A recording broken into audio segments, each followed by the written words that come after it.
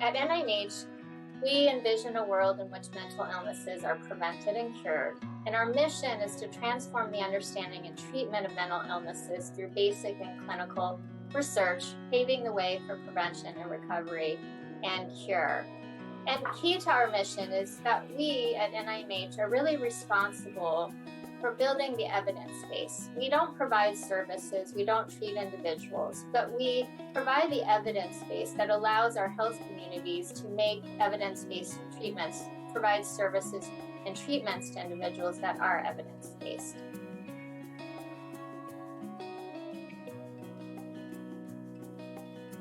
They found that about 40% of US adults reported struggling with mental health or substance abuse, and 31 reported symptoms of depression or anxiety, 26% reported trauma or stress-related symptoms, 13% reported increases in substance use, and 11% reported suicidal ideation or increased thinking about suicide. And just to put this in context, these numbers are nearly double what you would expect at any other point in time. So if we compare these data to a year prior to this, these numbers are really double.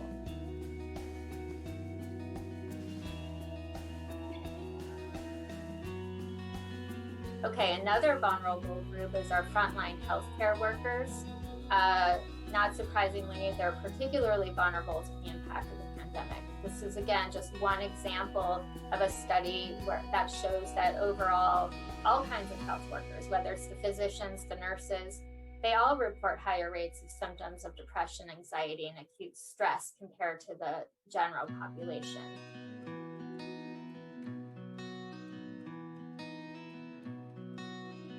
That there are many resources out there, and NIMH has made a concerted effort to share those within the NIH community, but also external to our community. So our director, Joshua Gordon, has written a number of blogs. These are two examples here. Coping with Coronavirus, that was March 16th, the day when everything sort of locked down. How to Cope, it's really an overview on how to cope.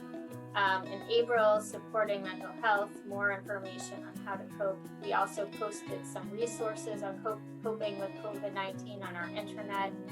We continued these directors' messages to recognize the evolution of the pandemic as more lives were lost. This particular blog focused on how to deal with loss during this time. And the 1 year in is really about how there's exhaustion from having to deal with this ever-evolving pandemic. So please feel free to explore our website for those pieces of information.